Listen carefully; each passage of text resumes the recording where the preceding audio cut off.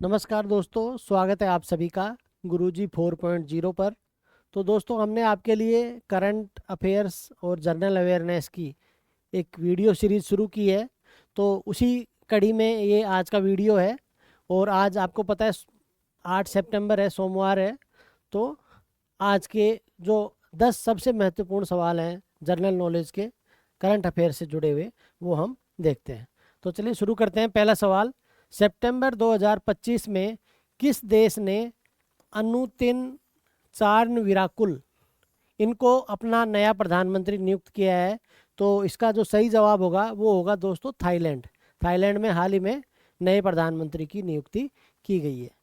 चलिए आगे चलते हैं। अगला जो सवाल है कि किस स्वतंत्रता सेनानी की अभी हाल ही में जयंती थी 5 सितंबर को। इसके अवसर पर केंद्रीय मंत्री सर्बानंद सोनोवाल ने तूतीकोरिन में हरित हाइड्रोजन की एक पायलट परियोजना का शुभारंभ किया। और इस योजना को जो नामकरण है वो इन महापुरुष के नाम पे किया गया। तो इनका नाम क्या है? वी.ओ. चिदम्बरनार। इनका नाम है वी.ओ. चिदम्बरनार। अगला सवाल देखते हैं दोस्तों कि केंद्रीय मंत्री मनोहर लाल ने 2025 में प्रधानमंत्री आवास योजना शहरी इसका 2.0 इसका नया अभियान शुरू किया है। तो इसमें तेजी लाने के लिए कौन सा अभियान चलाया गया है? PMAY 2.0 में तेजी लाने के लिए अभी सरकार ने कौन सा अभियान चलाया है? तो दोस्तों इसका जो आंसर होगा वो होगा अंगीकार 2025। ये भी एग्जाम की दृष्टि से इम्पोर्टेंट सवाल है। फिर अगला सवाल देखते हैं कि हाल ही में किस भारतीय कंपनी ने 570 मेगावाट की जल विद्युत परियोजना के लिए भूटान की एक कंपनी है Druk green power corporation DGPC, उसके साथ एक MOU साइन किया है? तो वो कंपनी कौन सी है? एज यूजुअल ये कंपनी कौन सी है? अडानी पावर। तो ये हो गया। अगला सवाल बहुत ही इम्पोर्टेंट, और ये हमारे सभी के लिए बहुत इम्पोर्टेंट है, क्योंकि हाल ही में क्या किया गया है, जो NPCI है, NPCI, इसको NPCL भी बोल देते हैं, national payment corporation limited, NPCL। तो इन्होंने क्या किया है, अभी 24 घंटे में आप अब कितना पेमेंट कर सकते हैं UPI के माध्यम से? 10 लाख रुपए तक का पेमेंट आप कर सकते हैं। चलिए अगला सवाल देखते हैं। अगला सवाल है कि 2025 में जमैका में तीसरी बार प्रधानमंत्री बनने वाले जो नेता हैं उनका क्या नाम है? तो इनका नाम है दोस्तों एंड्रयू होलनेस। क्या नाम है इनका? Andrew wholeness. एंड्रयू होलनेस ये तीसरी बार लगातार प्रधानमंत्री बने हैं। देखो, जो इंटरनेशनल करंट अफेयर्स होता है ना, इसमें इसी टाइप की कुछ चीज़ें होती हैं जो इम्पोर्टेंट होते हैं। जैसे हमने पहला सवाल देखा, अनुतिन चारनविराकुल, इस तरह का एक सवाल लगभग हर एग्जाम में आता है इंटरनेशनल जो GK है उससे। तो ये भी एक नाम आप याद रख लेना, जमैका के तीसरी बार प्रधानमंत्री बने एंड्रयू होलनेस। अगला सवाल है, बहुत इंपॉर्टेंट है। अभी आपको पता है कि हाल ही में ऑपरेशन सिंदूर चलाया गया था भारत के द्वारा पाकिस्तान के खिलाफ। तो एक किताब अभी हाल ही में एक प्रकाशित हुई है, operation Sindoor the untold story of India's deep strikes inside Pakistan. यानी हमने पाकिस्तान में घुस करके कहाँ कहाँ पे स्ट्राइक की और उनका कितना नुकसान किया, इससे संबंधित ये किताब है। और ये किताब किसने लिखी है? ये लिखी है सेवानिवृत्त लेफ्टिनेंट जनरल KJS ढिल्लन साहब ने। तो ये भी एक इम्पोर्टेंट सवाल है बुक्स के हिसाब से। अगला सवाल देखते हैं।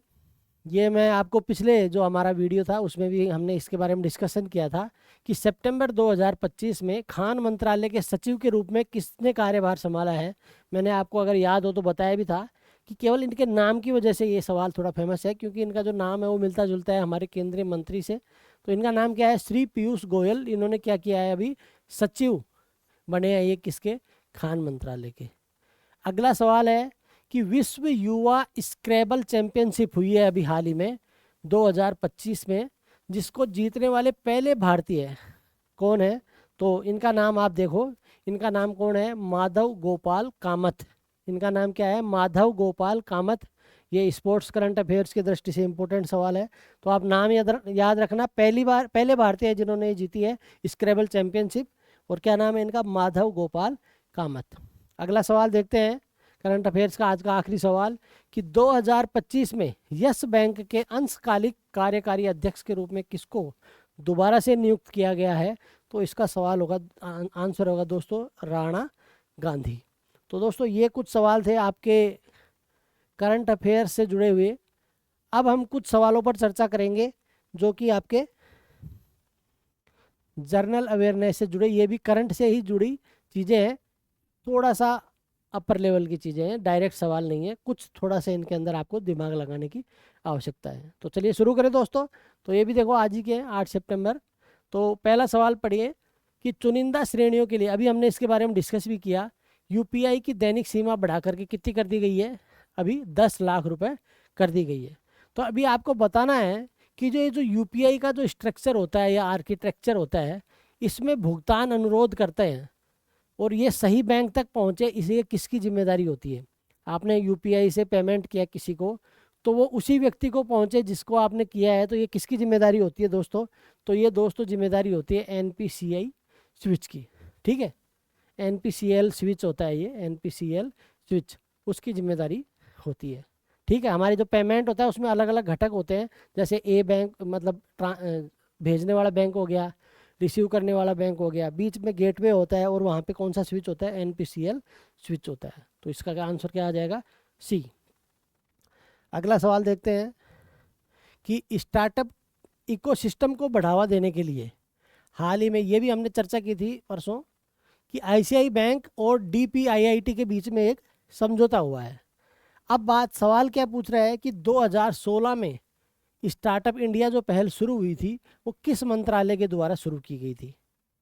थोड़ा सा एक स्टेप आगे का सवाल हो गया ये तो हमें पता है कि भाई किस किस के बीच में समझौता हुआ है, डीपीआईआईटी और आईसीआई बैंक के बीच में, लेकिन ये जो स्टार्टअप इंडिया पहल है ये किस मंत्रालय ने शुरू की थी? तो इसका सही आंसर क्या होगा? वाणिज्य मंत्रालय। चलो अगला सवाल देखते हैं कि राष्ट्रपति ने डॉक्टर सर्वपल्ली राधाकृष्णन को श्रद्धांजलि दी, उसी के संदर्भ में बताइए कि सर्वपल्ली राधाकृष्णन, आपको पता है टीचर्स डे भी मनाते हैं इनके जन्मदिन पे हम, भारत के प्रथम उपराष्ट्रपति किस वर्ष बने थे? बहुत बढ़िया सवाल है ये। देखो सामान्यतः हमें लगेगा कि जब हमारा देश आज़ाद हो गया होगा तभी बन गए होंगे, या हमें लगता है कि हमारे देश में संविधान लागू हुआ होगा तब बन गए होंगे, लेकिन इसका जो सही आंसर क्या है वो ये है 1952। 1952 में पहली बार भारत के उपराष्ट्रपति कौन बने थे? डॉक्टर सर्वपल्ली राधाकृष्णन। अगला सवाल देखते हैं कि भारत की पहली बंदरगाह आधारित हरित हाइड्रोजन परियोजना, अभी हमने देखो पहले ये सवाल देखा था, उनका नाम क्या था? वीओ चिदम्बरनार। वीओ चिदम्बरनार ये इनका नाम है। इसी संदर्भ में एक ये पूछ रहा है कि राष्ट्रीय हरित हाइड्रोजन मिशन किस वर्ष शुरू किया गया? तो ये चीज़ हमने पहले पढ़ ली, उसको जो हमने पहले सवाल देखा उन्होंने इसको क्या कर लिया, आंसर जो देखा था उसको सवाल में शामिल कर लिया और अलग चीज़ क्या पूछ ली कि हाइड्रोजन मिशन कब से लागू हुआ? तो कब से लागू हुआ? 2023 से भारत सरकार ने नीति लेकर के आई, हरित हाइड्रोजन नीति, उसी के तहत ये हुआ। अगला सवाल है प्रधानमंत्री आवास योजना के अंतर्गत अंगीकार 2025 अभियान, अभी हमने पढ़ा था, शुरू किया गया। इस संदर्भ में बताइए कि PMAY प्रधानमंत्री आवास योजना यू मतलब अर्बन 2.0 का मुख्य उद्देश्य 2024 तक क्या है? तो मुख्य उद्देश्य क्या हासिल करना है? ये है हमारा स्लम फ्री सिटीज, यानी कि झुग्गी झोपड़ियों से मुक्त शहर, ये इसका लक्ष्य है।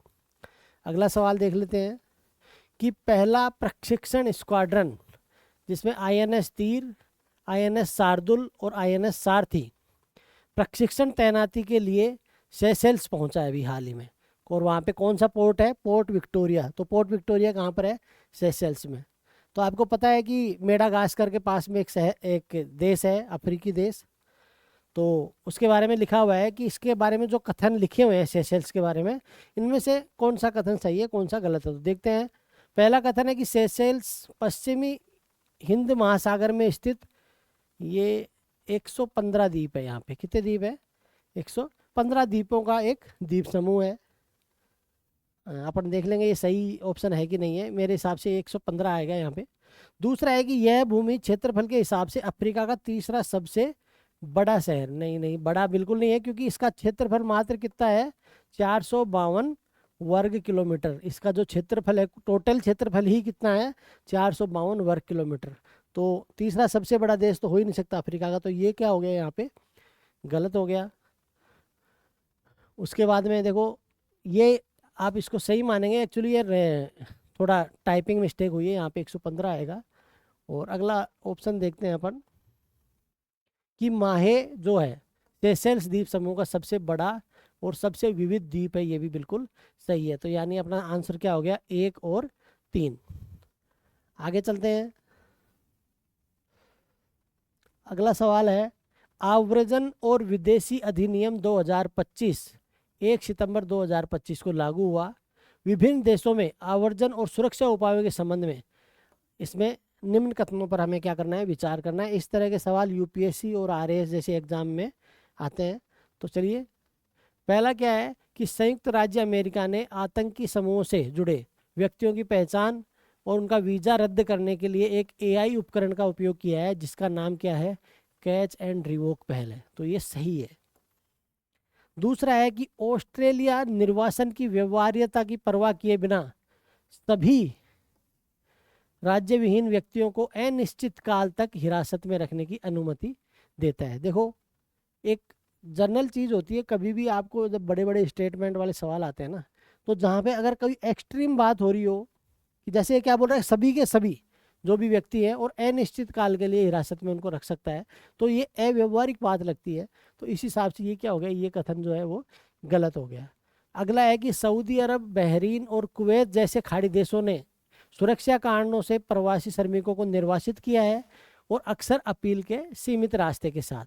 यानी कि ये निर्वासन तो करते हैं, लेकिन एक छोटा मौका भी देते हैं आपको कि आप अपील कर सकते हैं। तो इसका आंसर क्या हो जाएगा, ये भी सही है, यानी 1 और 3। आगे चलते हैं दोस्तों। ये है आखिरी सवाल, कि WHO की रिपोर्ट वैश्विक मानसिक स्वास्थ्य संगठन पर प्रकाश डालती है, और क्या बोल रहे हैं कि 1 अरब से ज़्यादा लोग इससे प्रभावित है, और हर 100 में से जो एक मौत हो रही है वो किसके कारण हो रही है, सुसाइड के कारण या आत्महत्या के कारण हो रही है। और ये बड़े ही अफसोस की बात है कि ऐसा हो रहा है। अब बात करते हैं कि भारत में क्या स्थिति है। तो भारत में मानसिक स्वास्थ्य के लिए बहुत सारी डिजिटल पहल हुई हैं, उन्हीं के बारे में ये सवाल है, बहुत ही इम्पोर्टेंट सवाल है। कि पहला है आई गोट दीक्षा, एक ऑनलाइन प्लेटफॉर्म है जो स्वास्थ्य सेवा के जो पेशेवर हैं और जो सामुदायिक कार्य करता है उनको प्रशिक्षण देता है। तो ये बिल्कुल सही है। अगला है कि 2022 में शुरू किया गया राष्ट्रीय टेली मानसिक स्वास्थ्य कार्यक्रम, जिसको क्या बोलते हैं, टेली मानस बोलते हैं। यह 20 से ज़्यादा भाषाओं में है और 24/7 मुक्त मानसिक सेवा, मानसिक स्वास्थ्य सहायता क्या है, प्रदान करता है। ये भी बिल्कुल सही है। और आपको बता दूं कि एक नंबर है 14416, ये टोल फ्री नंबर है। ये क्या है, टोल फ्री नंबर है।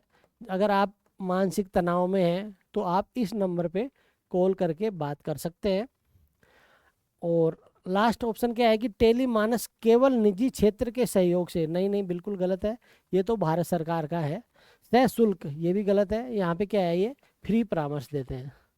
तो इसलिए ये कौन ऑप्शन क्या हो गया हमारा, गलत हो गया। यानी कि सही आंसर क्या हो गया हमारा, 1 और 2। तो दोस्तों ये थी आज के हमारे कुछ करंट अफेयर्स और जनरल अवेयरनेस के सवाल। अगर आप चाहते हैं कि ये पीडीएफ, इसके अलावा 10-12 पीडीएफ और हैं, मैं आपको दिखा दूं। जैसे एक ये पीडीएफ है हमारी डेली जर्नल स्टडीज़ की, ये भी एक पीडीएफ है। इसके आंसर्स भी हम साथ साथ में दे देते हैं आपको। फिर देखो ये हमारी जो न्यूज़ हेडलाइंस है वो है। इसके बाद में जैसे एक हम डेली टॉपिक जैसे आज दिया हुआ है किसके बारे में, तुगलक वंश के बारे में। तो इस तरह से जैसे अभी देखो सेशल्स के बारे में हम पूरी डिटेल में आप इसको देख सकते हैं, और ये पीडीएफ को आप फ्री डाउनलोड कर सकते हैं। तो इस तरह के 10 से 15 पीडीएफ हम डेली डाल रहे हैं आप लोगों के लिए।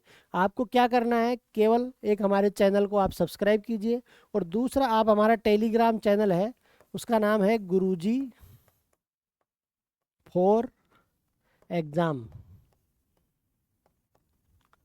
इसको आप क्या करें, आप इसको ज्वाइन कर लें और डेली आपको पीडीएफ, अभी की नहीं, आपको पुरानी पीडीएफ भी जितनी है वो सारी अवेलेबल है और आप उनको डाउनलोड भी कर सकते हैं। देखो आप यहाँ पे भी देख सकते हैं, ये हमारा टेलीग्राम चैनल है गुरुजी फॉर एग्ज़ाम, और आप हमें इंस्टाग्राम पे भी फॉलो कर सकते हैं, गुरुजी 4.0 के नाम से हमारा इंस्टाग्राम पे भी पेज है। तो बहुत बहुत धन्यवाद दोस्तों, इसी तरह से आपके लिए हम डेली नई वीडियो लाते रहेंगे। उम्मीद है आपको ये चीज़ पसंद आई होगी। तो थैंक यू वेरी मच। जय हिंद, जय भारत।